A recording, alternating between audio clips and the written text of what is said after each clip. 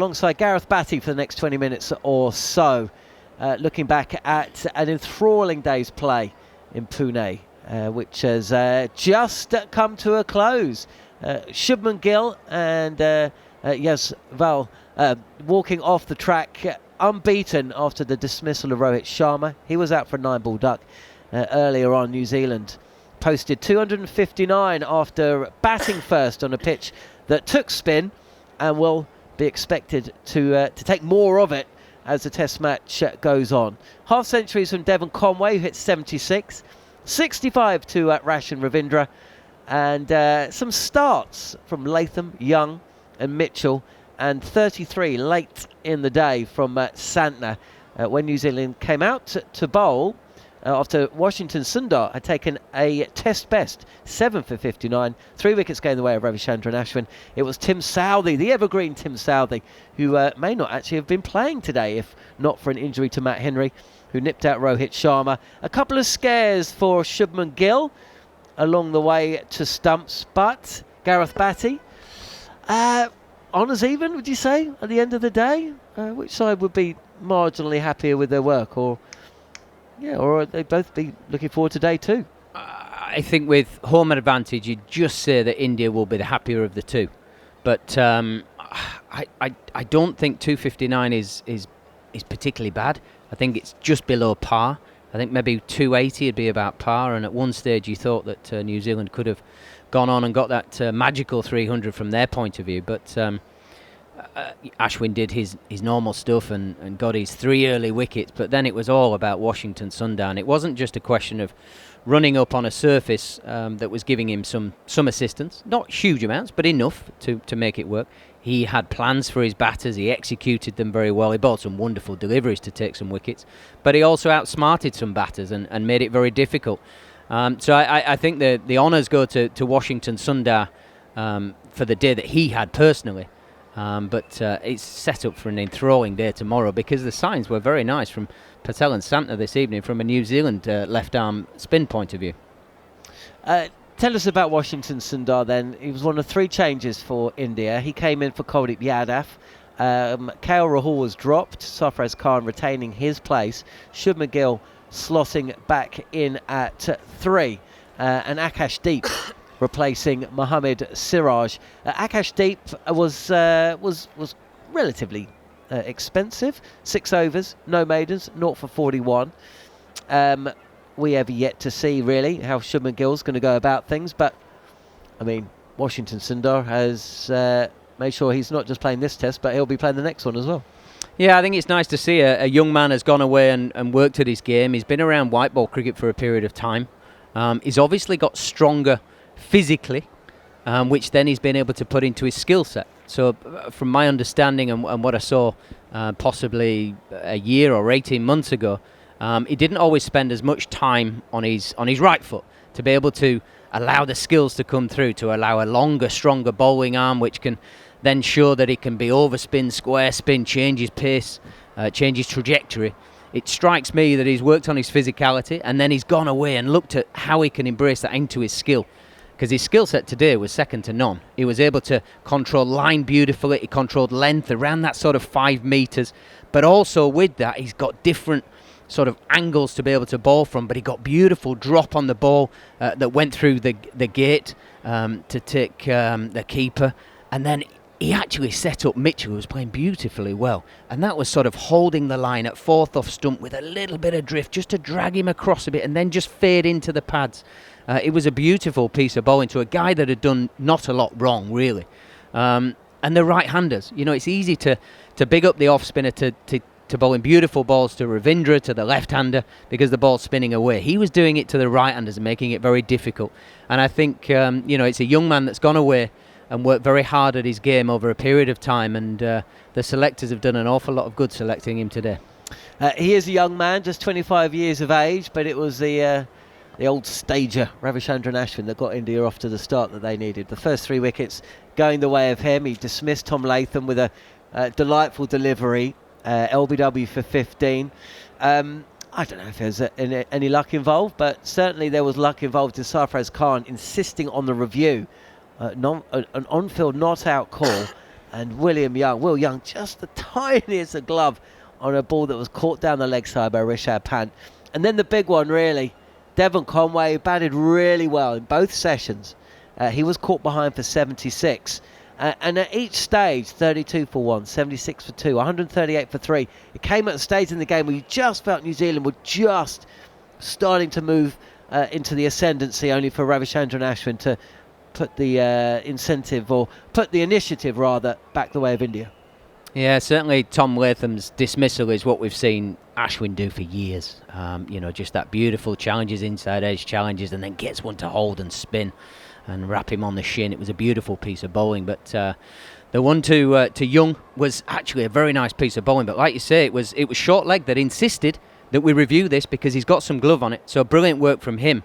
And then it was a bit of I suppose it was just down to fatigue. I'm going to put it down to with Conway, because it was a kind of a neutral ball. He didn't need to play it. It was around about sort of 6 stump. It did spin, yes, and it did have some sort of bounce to it. But it was either you want to be trying to hit that for 4 or just let it go, because there was nothing to it. And that was the start of proceedings for Ashwin to start running through people, because Conway played very, very well. Faced 141 balls for his 76. And Ashwin, as he does, he just finds a way. And it's not always the ball that takes the wicket, it's the accumulative balls before it. And I think Ashwin deserves all the plaudits for that. There were 2 50-run partnerships, one for the second wicket, which came to an end when Devon Conway was out.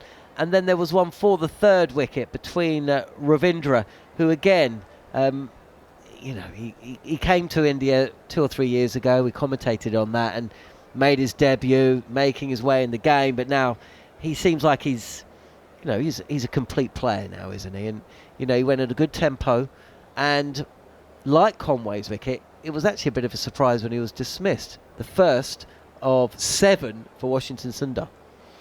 Yeah, he was very impressive actually today, Ravindra. He looked to be very calm. He had a very definite plan. He was able to change gears, and by that I don't mean he at any point did he go and try and thrash the ball anywhere. He ran down and hit a 6 or 2 over long on, but they were very precise, very calculated, very good footwork. He was then able to use that to his advantage and get onto the back foot with that little press that he's got to push back and work it in the gaps for singles. He just manipulated the field very, very well, and he was very assured. He trusted his defence right up until Washington Sundar bowled him an absolute crackerjack that sort of angled into middle stump and just clipped the outside of clipped the outside of off stump. Minute batsman error.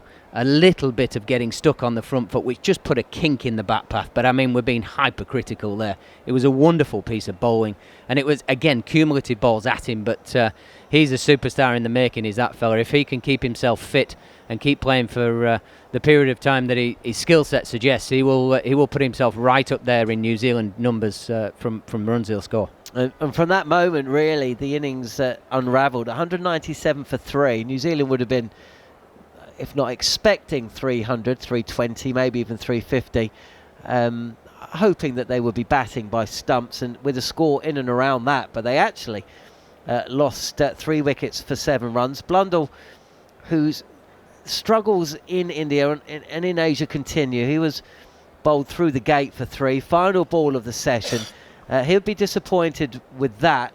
And Mitchell went soon after the tea break. He was LBW on review. Phillips looked very uncomfortable throughout his innings. He really miscued a lofted drive for 9. Southey lost off stump for 5. Patel inside edged onto his stumps for 4, and Santner was dismissed. Good ball actually, but at least he hit a couple of big blows. 259 would be 40 less than what New Zealand would have hoped for when they won the toss. You've got to be realistic though. There are going to be spells and passages of play that are going to be dominated by the opposition wherever you play and whoever you play. That's just how it goes. What was important is that they came out and they were on the money.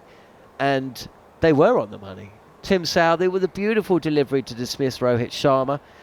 Gill was asked questions by Mitchell Santner, who looks like he might pose a problem, maybe that additional height. And Ajaz Patel was compact. There was a couple of half shouts for leg before. A lot is going to be asked of him, but New Zealand have been asked questions throughout this series so far, and they've pretty much had the answers for most of it, and they did so with ball in hand as well. Yeah, I think New Zealand have got some history on their side. They've been a very fine test team for a good period of time now. It's not just they've had a good game last week. They've been a very good team for 5, 6, 7 years. Yes, the team has evolved and there's some new faces in there, but they know how to win. They know how to set up the structure to win a test match. And I think they went about that when they came out to bowl. Southey answered a few questions of people calling, would he have played, would he not have played, had Henry have been fit? He came out and held length beautifully. And it shows that you don't need to have massive, extreme movement. You just need to be diligent in your length and challenge and ask questions of a batter. And he bowled a beautiful length to get out the captain, Rohit Sharma. And that's a massive sort of thing for them to walk in this evening with Rohit Sharma not walking out tomorrow. He's out.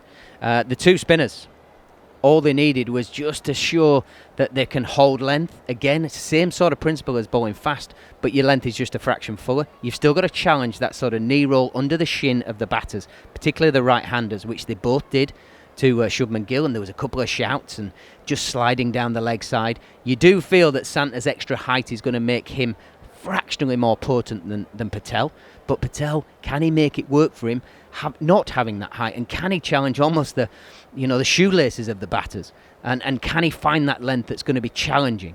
But it's certainly set up for a wonderful day's play again tomorrow. Brilliant stuff. Well, all those questions will be answered on day 2.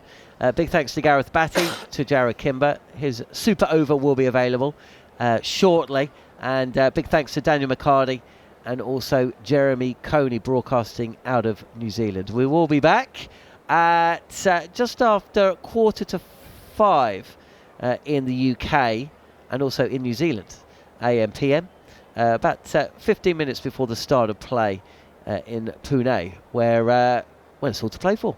11 wickets falling on day 1. Jaiswal and Gill will walk out to bat, and the first task will be to overhaul that first innings total. 259 then for New Zealand, 16 for 1 India at stumps, and we'll be back on talkSPORT 2, SENZ, and the talkSPORT Cricket YouTube channel tomorrow for all of the play, live and exclusively from Pune, in the second test match between India and New Zealand. On AM, on DAB, via the talkSPORT app and on your smart speaker. talkSPORT.